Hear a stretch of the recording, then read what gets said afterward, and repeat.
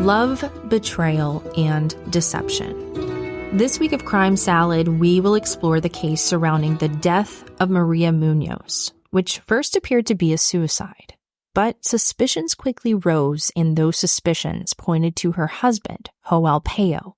As Maria poured her heart and her soul into her roles as a mother and a wife, Joel's attention strayed to another woman, leading to a tragic and mysterious turn of events. With the threat of divorce looming over them, the question remains, what extreme measures will Joel take to avoid a costly divorce? I'm Ashley. And I'm Ricky. And this is Crime Salad. And this week we take you to Laredo, Texas, a city known for a rich historical background, cultural heritage, natural beauty, and strong sense of community. On Tuesday, September 22nd, 2020, an intense call to police was made, bringing them to a scene of a husband in teal-colored scrubs who obviously appeared to work in the medical field, frantically trying to save his 31-year-old wife, Maria Muñoz, who was unresponsive. Maria Muñoz is lying on the ground. The police officer body cam footage shows the husband stepping away from doing CPR, and the officer continues to try to revive her. The husband uses this time to explain that she was a very depressed person, and he goes into the bathroom and brings back a pill container, which contained 1 milligram clonazepam tablets, a pill often prescribed for depression that was prescribed to him. The two shared a marriage of 10 years, 2 kids, and a home once filled with laughter, stability, and love, situated in Laredo, Texas. And somehow, it all came to an end. What really led to this point? What was the whole story? The officer continues CPR. Her body is still feeling warm to the touch. The gravity of the situation was weighing heavily. This was all happening while 2 young children, ages 5 and 2, were sleeping in their bedrooms, unaware of what was happening. The flashing lights of the first responders light up the street where the family lived. Now, before this horrible night, Maria was enjoying her life as a stay-at-home mom, giving the very best care and love to her family. She had a husband who she loved, and together they had 2 amazing kids. And she was willing to do whatever it took to keep her family safe and happy. She was a beautiful person inside and out, and she was planning to take her test to become a nurse in Texas, given that she was a nurse previously in Puerto Rico, the same location that she met the father of her children, Joel Pellot, while she was a nurse.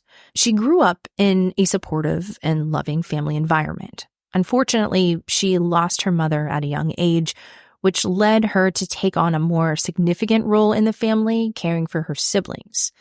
Maria's time in Puerto Rico played a foundational role in her life. It shaped her values and commitment to family, which she carried with her to Texas. Joel was working as a certified registered nurse anesthetist who provided anesthesia for people before surgery or as needed. He worked under a doctor and would have been very familiar with different medications, knowing what to give and also the danger surrounding certain ones.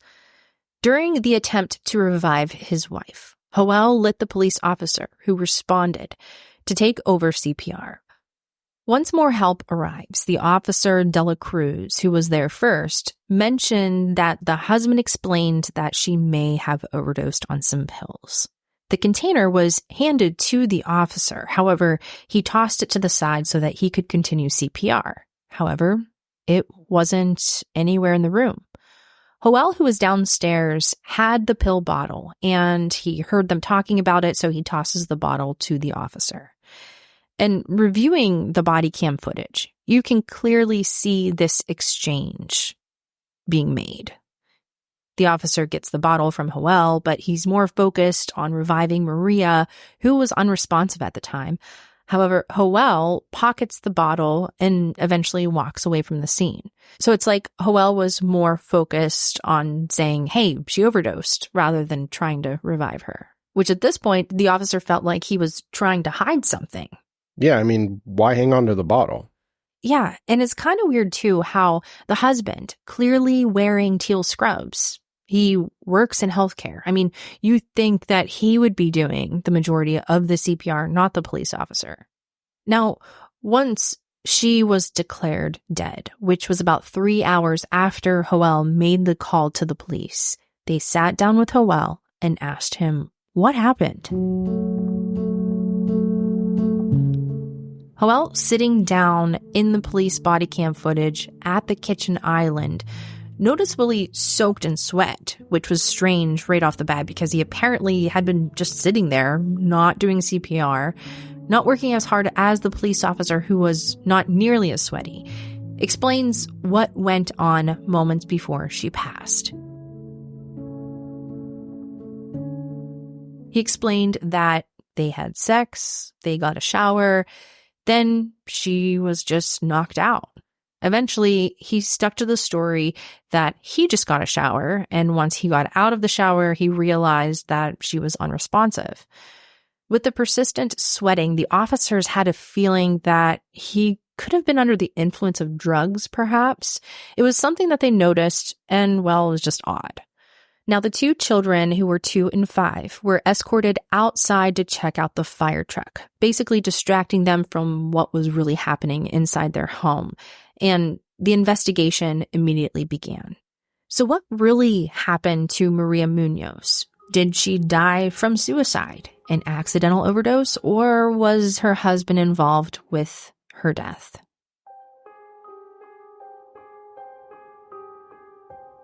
That's the big question. Was this an overdose? Was this an accident?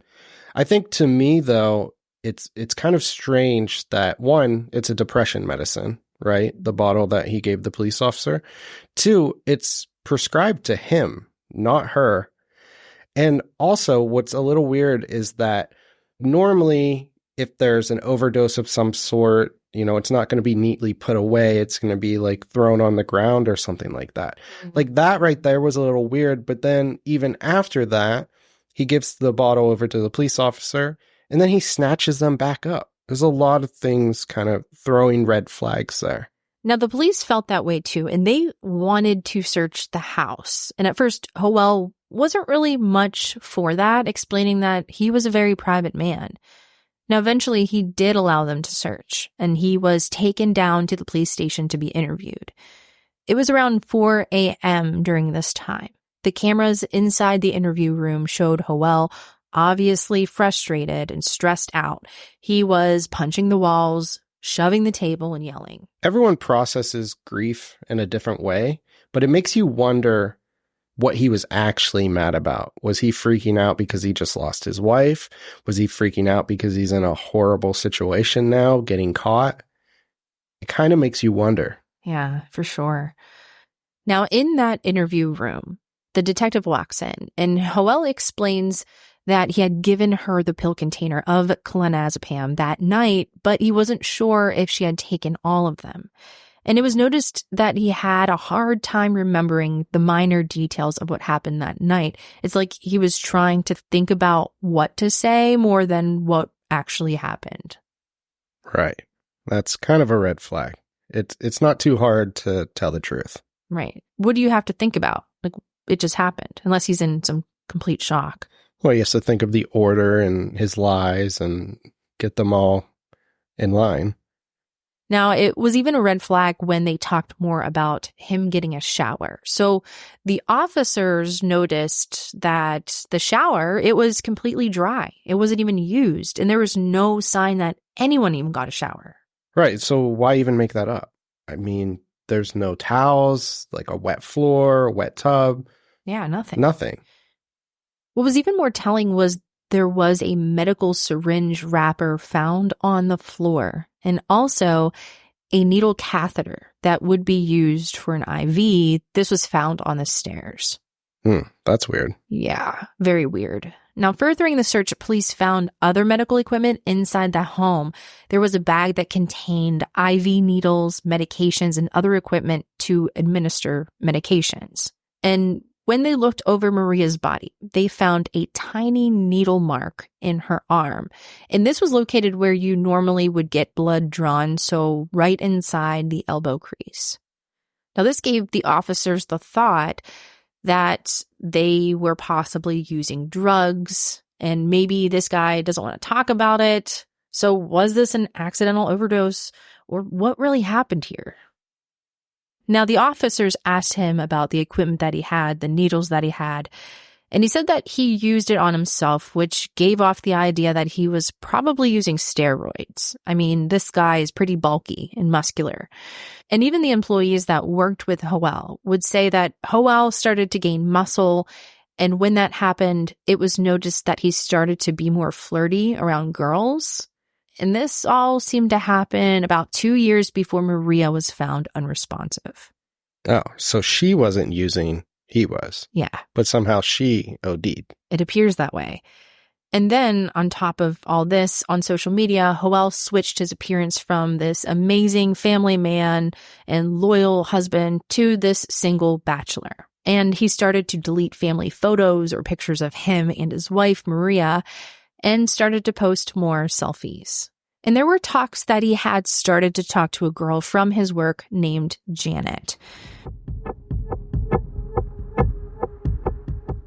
She was a surgical nurse, and as this side relationship began to develop, he ended up taking her on a trip to France, Greece, and Spain. Dang, that's a trip. Yeah, now keep in mind, this was all happening when he was still married, had 2 kids at home, and his wife is taking care of them and loves her husband unconditionally. How do you even come up with a lie that elaborate? Well, the lie didn't seem to work because Maria found out about this affair when she found the plane ticket. This caused her to become depressed. Everything she had built with this man was now being torn apart. Her family, her marriage, her kids. It was a heavy feeling on her shoulders, and it brought a lot of emotions. She was prescribed her own medication, but what helped build her strength was writing in her journal. She wrote entries that really painted a picture for the police once they found it. Wow, so she has her own journal. It's almost like she's keeping track of her own evidence. Yeah. Maria Muñoz's journal entries were very telling. She talked about how she wanted happiness, and she just wanted everything to be good. She talked about her conflicted emotions, detailing arguments and tensions with Joel, suspicions of his secretive behavior, and considerations of leaving him, and also concerns for her safety. Wow. The words she had written were her pain of being sad and asking God for help. She was fighting for her marriage and her happiness. When Joel came back from his European trip with this girl, as an apology, he took Maria on a lavish night out in Las Vegas. He showered her in nice things and got her a Louis Vuitton bag. And it's like he was giving into the husband, family man life again, appreciating her more and showing her that he wanted to fix things and he wanted Maria more than anything. But this facade didn't seem to stick around. He still had feelings for Janet and continued this side relationship with her for a good 2 years. And sadly, Maria knew about it. He would eventually leave his family behind and move in with Janet 5 months before Maria's death.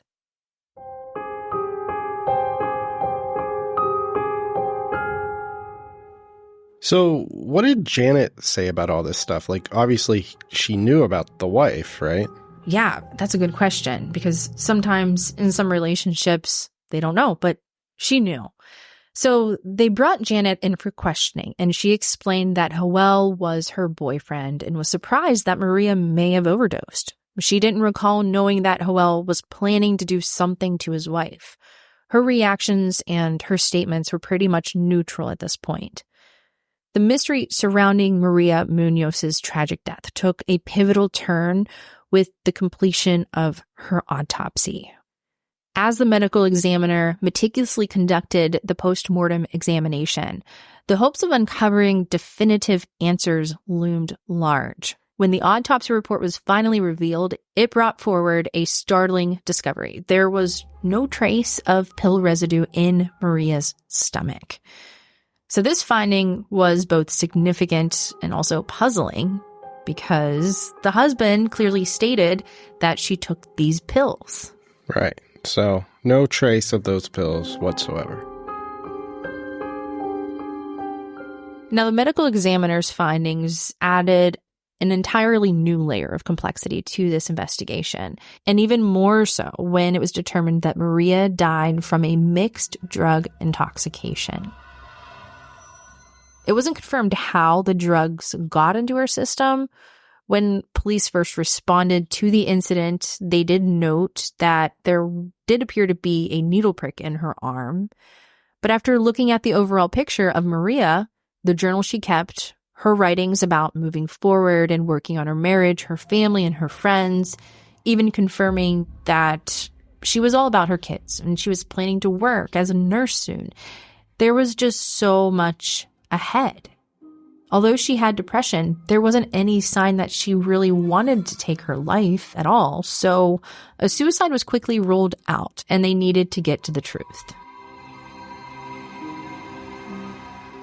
So was this an accidental overdose, or was this a murder? Yeah, and those were the questions that were left. Accidental overdose? Was she using? Was she doing drugs? Was this a murder? They needed to get to the bottom of this. Now, Hoel's former boss, who was a doctor, was informed of the medical examiner's reports of the drugs in her system, and he requested that the police get a detailed toxology screening to find out what drugs were inside her system. Now, this would take a solid 4 months to get further information, so at this point, it was just a waiting game. Could you imagine 4 months? That would feel like forever. It's a long time. Yeah. Now, the suspicions surrounding Hoel still lingered in the air. Although an overdose wasn't ruled out yet, it gave investigators the time to at least sit back and, see his actions, what he was doing, where was he going. Right. I mean, it would be hard on everyone, the family, the employer. Like, you don't really know how to act around him. You don't know if he's guilty of something, if he's innocent. It's just kind of like a gray area, like a really weird time, I would think. Yeah, very uncertain. Now, it was really interesting whenever Maria's funeral happened because Hoel was there and friends of Maria noticed that he was sad, he was crying, and they described Hoel as appearing sometimes too sad. It made their friends angry that he would be like crying over her casket, hugging her and kissing her. So dramatic. Oh, so like theatrics or something, like he was going over the top. Yeah. And on top of all of this, her friends knew that Hoel moved on, that he was talking to this other girl, Right. They knew about the affair that was happening. They knew what Maria went through and what she suffered. Wow. Okay.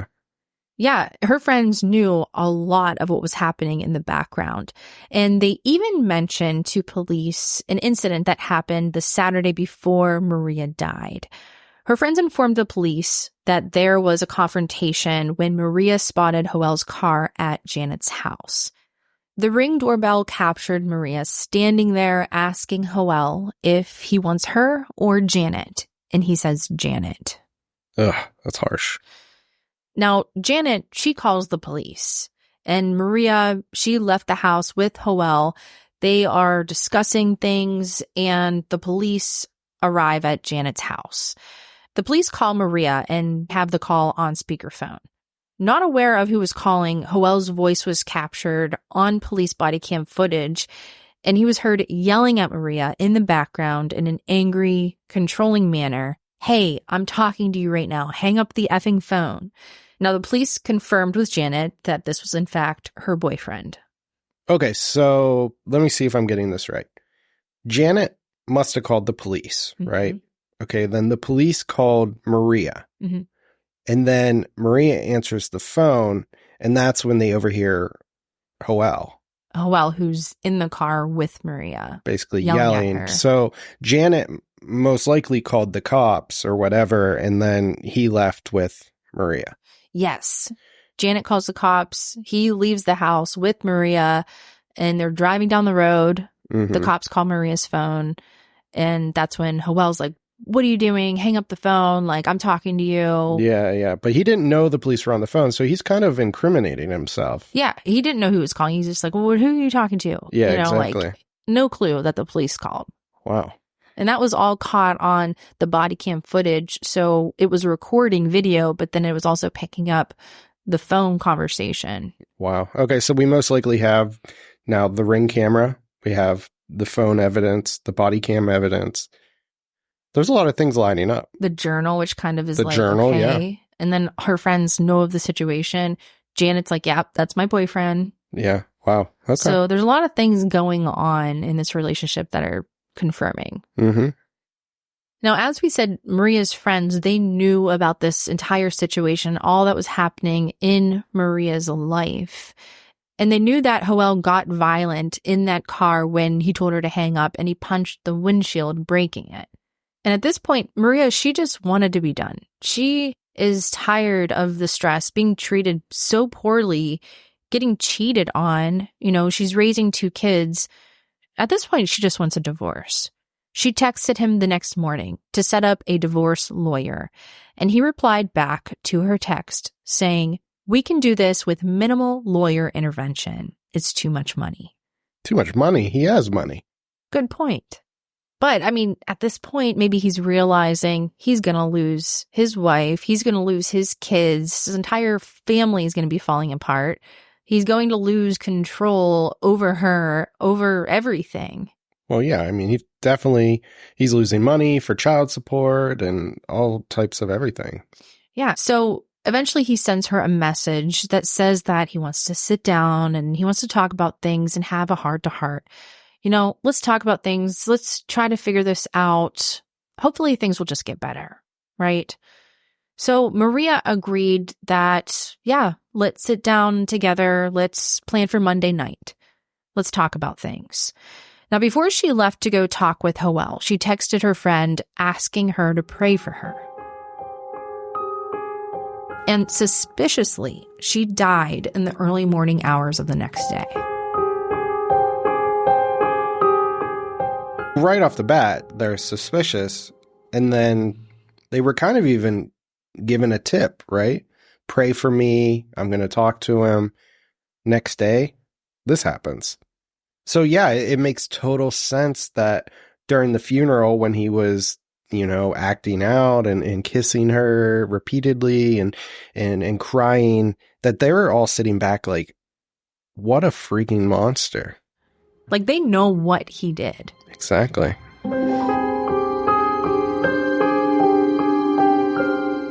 Now, 4 months after her death, the toxology reports finally came in, and here were the results. Ricky, are you ready? I'm ready. So, there was 0 traces of clonazepam. 0. So that was all a lie. Yep. Now, there were 7 other drugs that were found in her system. Morphine, Demerol, Versed, Propofol, ketamine, lidocaine, and Narcan. 7 other drugs. Now, most of these medications are given during surgery, and basically, this was a cocktail only someone who would have access to these medications concocted to kill Maria. Propofol. I recently just watched a little crime documentary where they actually gave the girl propofol and it made it so she couldn't breathe anymore. And I think it was administered by an IV. Yeah, how common is this? It can't be very common, but I literally just saw an episode the other day. That's crazy. That is so weird. Now, after these 7 medications were found in her system, and once Howell's former boss got the list of drugs found in Maria's bloodstream, one that stood out to him was the drug Propofol. It's a medication that is administered only by an IV. It relaxes you, and it can cause you to stop breathing if you take too much of it. The doctor claims that there was a very high level in her system that was the most he's ever seen. Wow.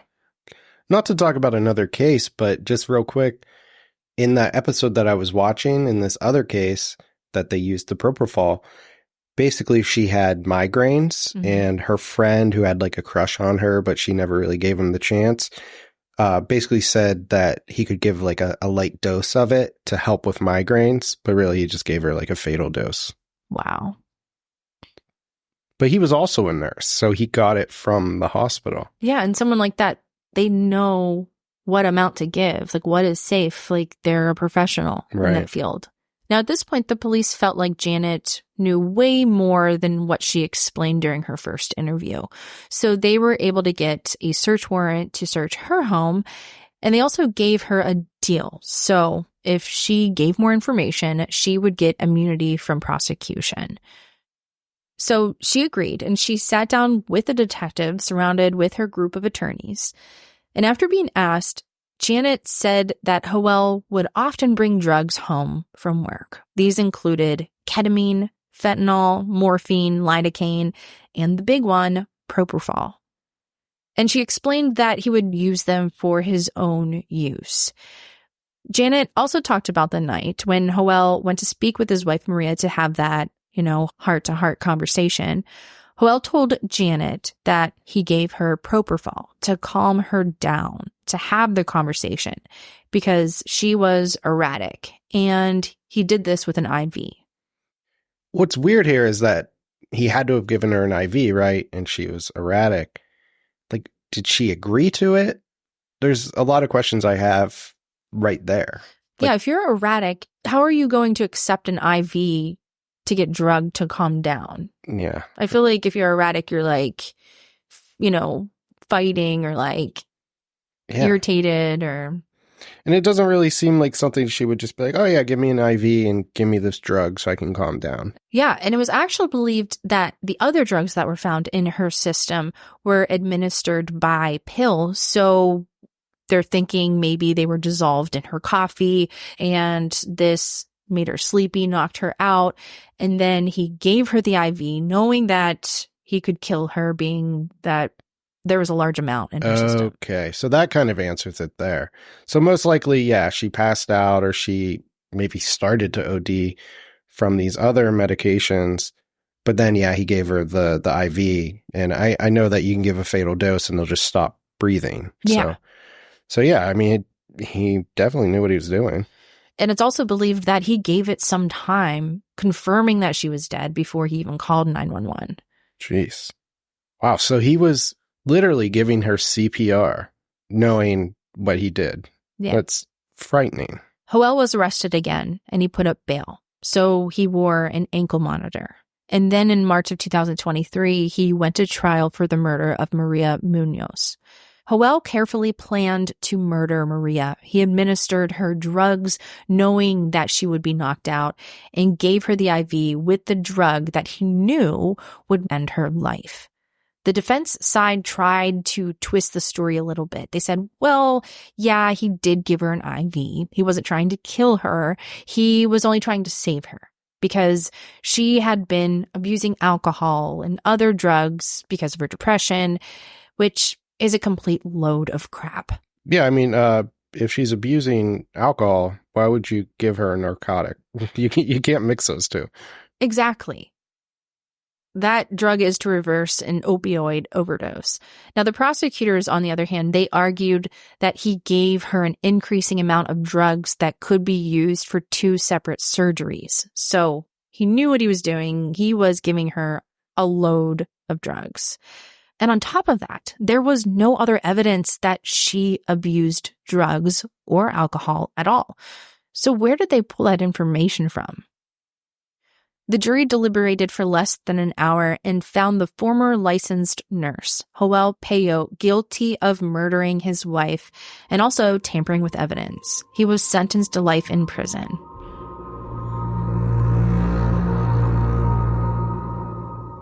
Okay, so thinking back to the text messages, he said there was a cheaper way to divorce. Yeah.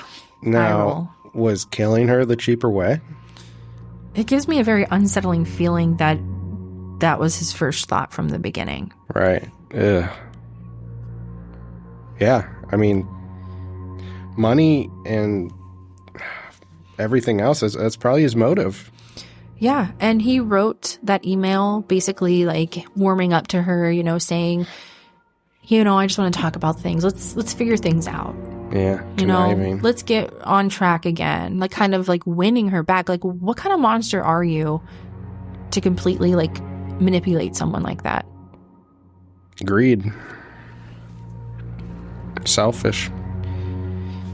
And it's so sad because clearly Maria, she was willing to do whatever it took to make herself happy, him happy, her kids happy. She was okay with the divorce. Although she was fighting to stay together, she just wanted to be happy. And in her journal, she wrote that she wanted a life that was balanced with every emotion, and she wanted a happy and fulfilling life. She was heartbroken and sad at the pain he caused her being with someone else. She wanted that stability and that feeling of family togetherness.